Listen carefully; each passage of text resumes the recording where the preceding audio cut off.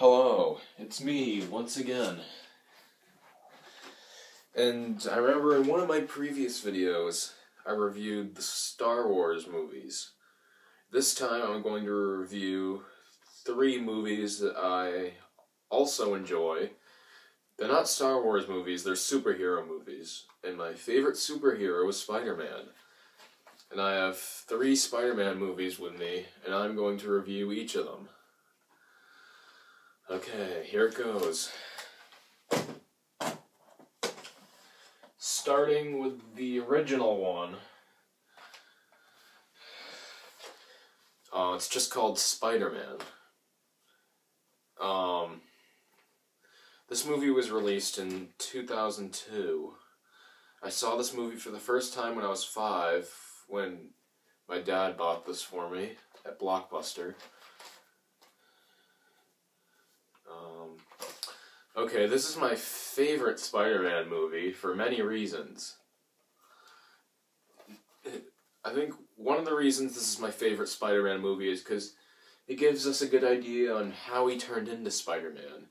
In the beginning of the movie, he's a total dork, an extreme nerd who's very interested in science, and he thought the most complicated thing in life was not having Mary Jane right by his side. But no, things got much more complicated after he got bit by a spider. And now he feels that he has to save everyone's life. You know, because of his uncle's quote, "With great power comes great responsibility." He took that quote very seriously. And his uncle ended up getting shot in this movie, which led to him chasing after what he believed was his killer, beat him up, and then when that guy was about to shoot him, he twisted his arm, and he fell and died. And there's a lot of great action scenes in this movie. Spider-Man fights the Green Goblin 3 times, which, by the way, is my favorite Spider-Man villain. And probably the most evil out of all of them. He just does all this evil stuff for no reason. And I love... And my favorite Spider-Man fight takes place in this movie. It's when the Green Goblin beats the crap out of Spider-Man. And then all of a sudden, when he mentions Mary Jane, Spider-Man goes ballistic and starts beating up the Green Goblin. Then the Green Goblin reveals himself, and he's Harry's father. And then he tries to convince Peter that something happened, his experiment had gone wrong, and it made him turn evil. And then all of a sudden he decided it would be a great idea to kill Spider-Man. He misses Spider-Man and ends up killing himself with his glider. Then Harry sees Spider-Man take his father's body back into his mansion, and he gets all pissed off at him, thinking that Spider-Man killed him. He has no evidence of that. For goodness sake, Spider-Man could have just been walking on the street and happened to find his dead body in the middle of the street and decided to bring him home. I mean, he has no evidence that Spider-Man is his true killer. And to be honest, he killed himself. Oh, and some other great scenes in this movie are the wrestling scene. I love that scene. It's my dad's favorite Spider-Man scene. I also love the scene where Peter fights that Flash guy. Good thing he had his superpowers or he would have been dead meat. Yeah. So, awesome movie. It's my favorite superhero movie, by the way. On to the second one. This one is almost as good as the first one. Another very great Spider-Man movie. This time, Spider-Man is no longer in high school, he's in college. And he has a lot of stuff he needs to do. He has a job, or at least he did have a job until the guy in charge of the pizza place fired him because he was 2 minutes late, which I think is kind of ridiculous. He also has to save everyone in the city, and he's in college, so he's got a lot going on in his life. There's this guy that meets up with Peter, and he explains to him that he has some crazy invention, another invention gone wrong. He has 4 mechanical arms that basically control his life, destroying cars. He nearly destroys the city with that gigantic electricity thing. Spider-Man has to stop him. Oh, by the way, in this movie, Spider-Man stops being Spider-Man for a while because he thinks that his precious Mary Jane is more important than saving the city. You're so selfish. He realized his mistake, eventually, after seeing people get beat up. Someone died in a house fire. He realized that things aren't the same without the wonderful Spider-Man around. So all he really does is believe in himself, and no, he doesn't get his powers back right away. He nearly dies falling off a building just because he automatically believes that just by believing it in himself, that he'll get his powers back. Things don't work that way. You can't just believe in yourself and everything will go back to normal. I don't know exactly how his powers came back. All I know is that Doc Ock threw like a car into the building, he sensed danger, saved Mary Jane, and then that's how his powers came back. But all in all, I really love this movie.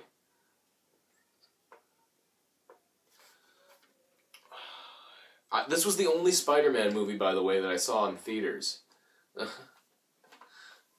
I was only 6 years old. I'm shocked they let me into the theaters. It's rated PG-13. There were some quite violent scenes, like the scene at the hospital, where all those doctors were basically murdered. But, yeah, I was very impressed with this movie.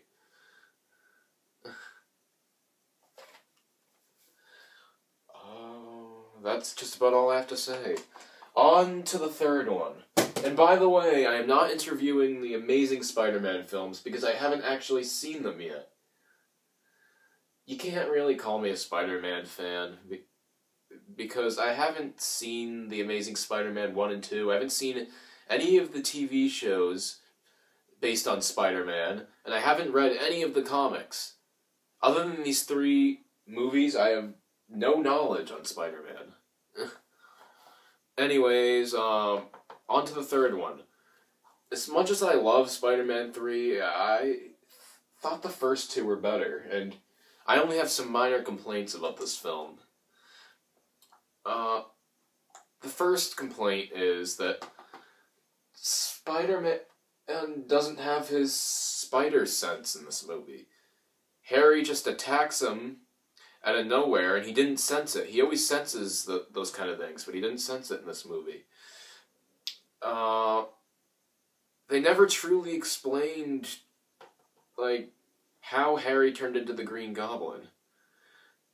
Like, I know how his father turned into the Green Goblin. It was some experiment. Like, what, did he do the same thing as his father, or what? But what I really love about this movie is the villains. These villains are really creative. Sandman, Venom. And that great big battle at the end. That's the best thing about this movie. That's basically what saved this movie from being kind of crappy.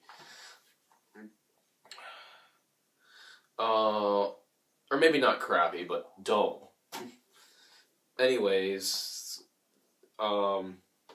some weird black substance attaches onto Peter's body and Spider-Man suit, and it turns him into like a total thug.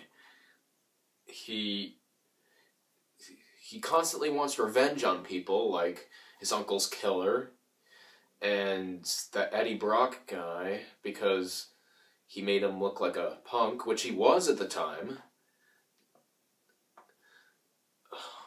So, oh, and he beats up Harry because he made Mary Jane break up with him. He is obsessed with Mary Jane. He will do anything to get Mary Jane right by his side. I mean, what is it with him and Mary Jane? I'll never understand.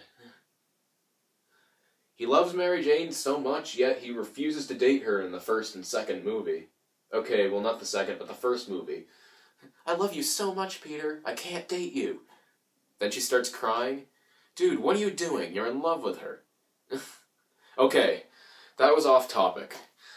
I just felt like that had to be said. I'm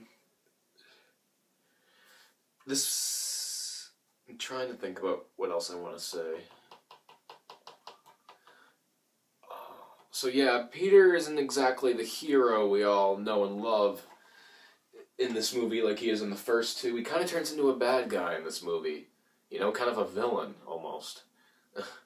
And then, once he finally... After he punches or slaps Mary Jane, he realizes that he's turned into a total bully. So then he tries to get all that black stuff off him, because he realizes that's what caused the problem. And then it ends up getting onto Eddie Brock, and he turns into Venom. So, Venom and Sandman keep Mary Jane hostage.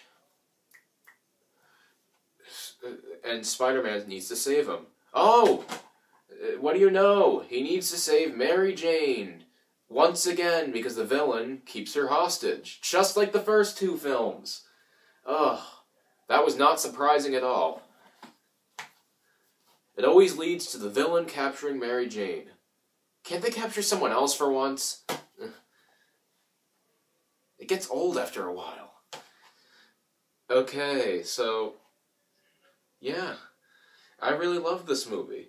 It wasn't quite as good as the first two, but still, I highly recommend it. There you go. There you have it. I reviewed all 3 Spider-Man movies.